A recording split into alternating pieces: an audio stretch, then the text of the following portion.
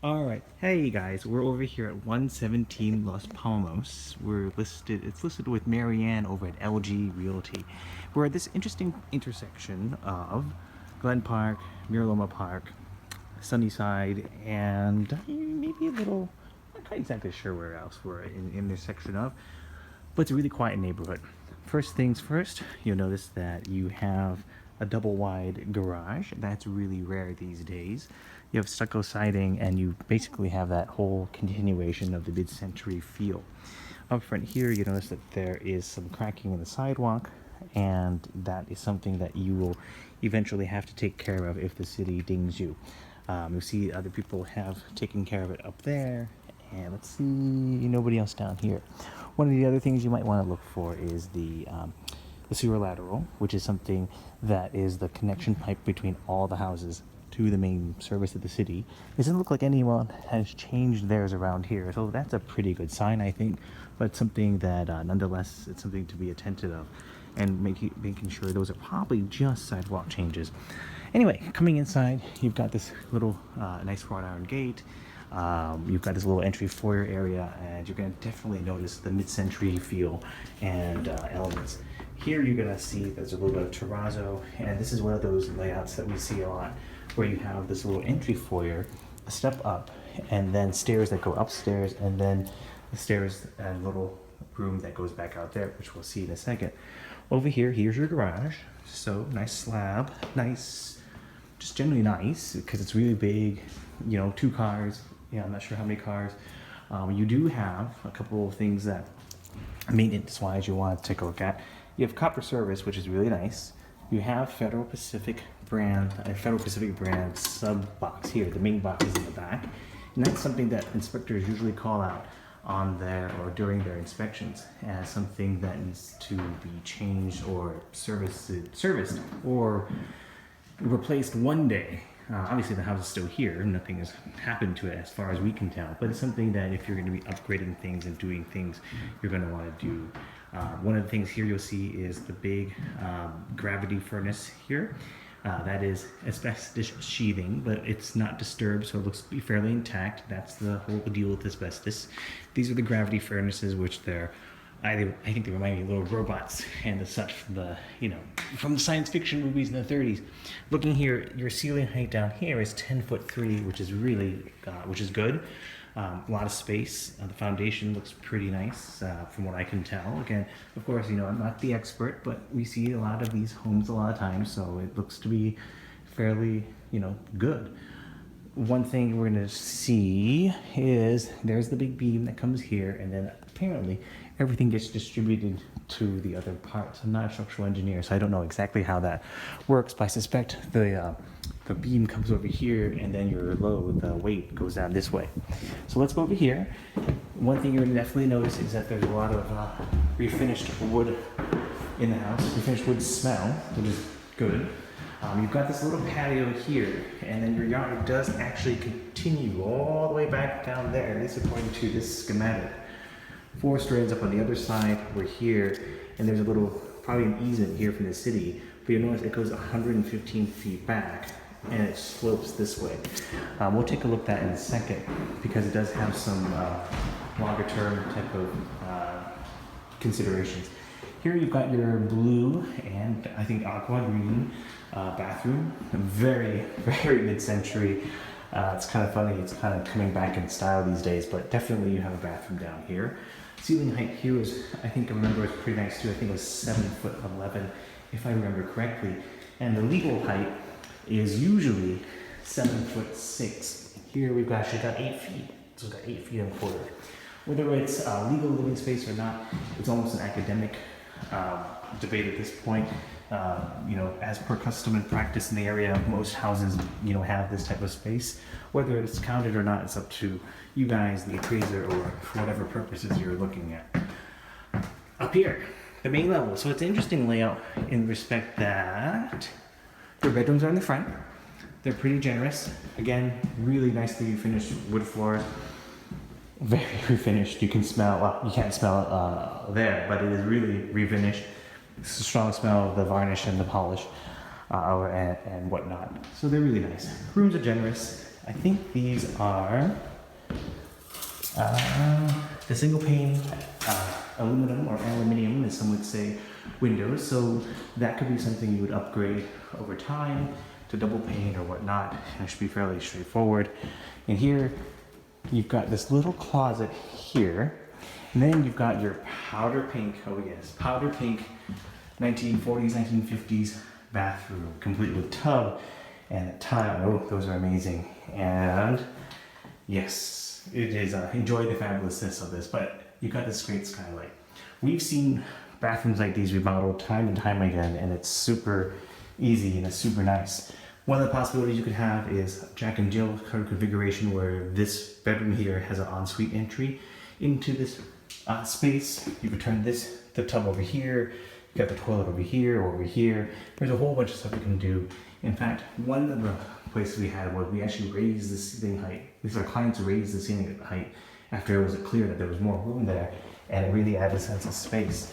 I say that because you also have this sort of linen closet here, which is a little, I'm not sure. Oh, and you have one here. So you've got a pair. You basically have all this space here to take advantage of. Actually, let me measure it for you as well. Sorry about this. This might be a long and involved video today. You've got about 10 or 11 feet to play with here, and the depth-wise here, and actually, if you were changing it, I'd probably change it to a frosted door. I know it sounds a little weird, but you have about 8 feet or 9 feet to play with here. So you've got, what, 90 square feet, 100 square feet to divvy up between 2 bathrooms.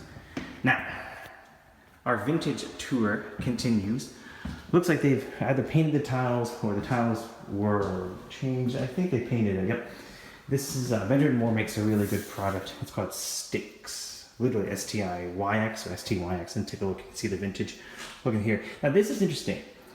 This center sort of enclave, you have to be careful for water to be ponding to make sure the roof, drains out adequately, but it also represents possibilities. You keep it open like, you can keep it open like this. You can put a skylight here. You can do a lot of different things, but it does its trick by having the light come in here. Big vintage cabinets, big vintage that, the vintage GE stove. So basically kitchen, highlight, delete, and change. Again, you can have so much fun with this. We've seen so many different examples of this, including people, I think you probably have to keep this wall mostly just because of how the weight and things are transferred down, like we showed downstairs. But definitely get a structural engineer architect to figure that out, because over here, this too could be opened up. And is it worth it?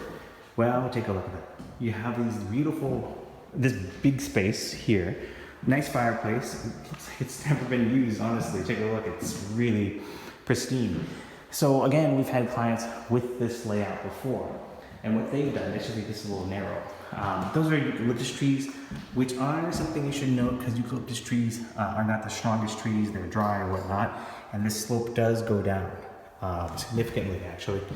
Probably down to where my finger is down there. It looks to be pretty sound here. You have other people who have houses in this area, and we'll see downstairs to see how much slippage there is or settling. But it is something that I would just take note of and pay attention to over time. It's definitely something that if you have property insurance, or when you get property insurance, see if you can get extra coverage for land movement or subsidence. It usually isn't included in most insurance policies.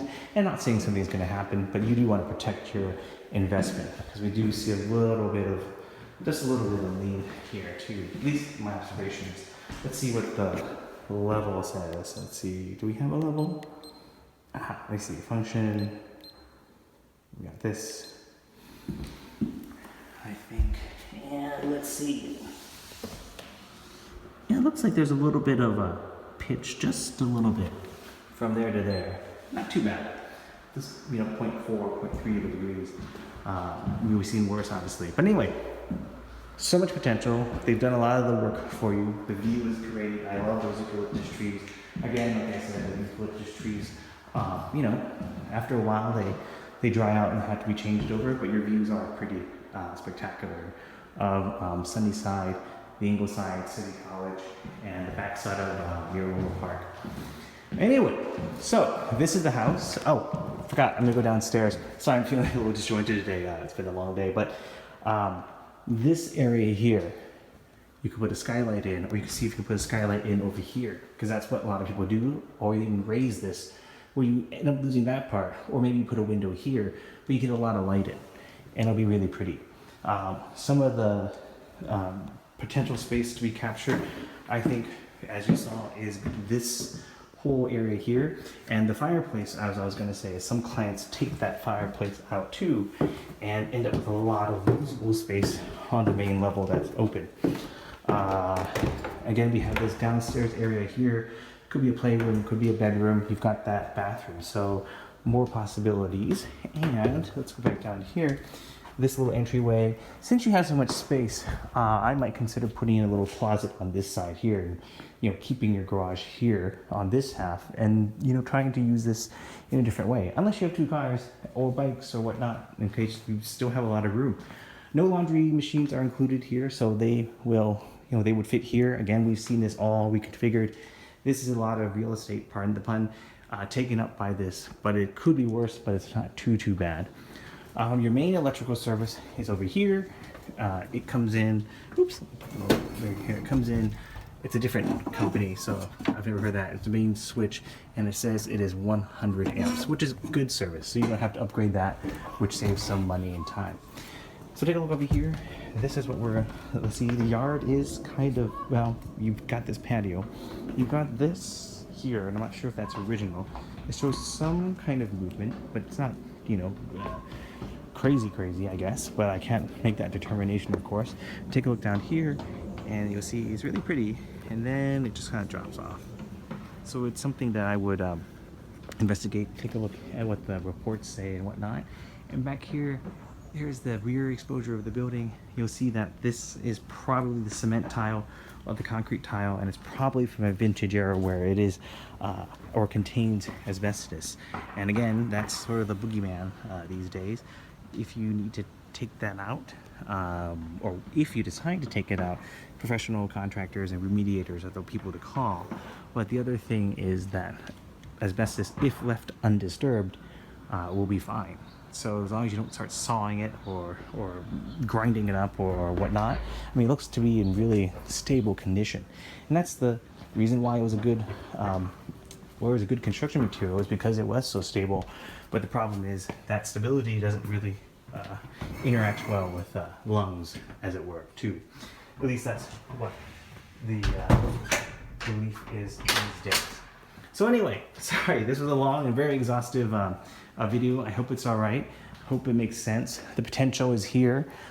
Definitely move-in ready for what it is right now, but there's a lot of potential to do more with the kitchen, with the bathroom configuration upstairs, and then with the remodeling of bathroom down here. I think we could easily have 2 to 2.5 bathrooms just like that, with one being en suite for one of the rooms upstairs, and one being for everyone else who comes to visit you. So anyways, it's Kevin signing off over at 117 Los Palmos. I hope this finds you well, and I'll talk to you soon.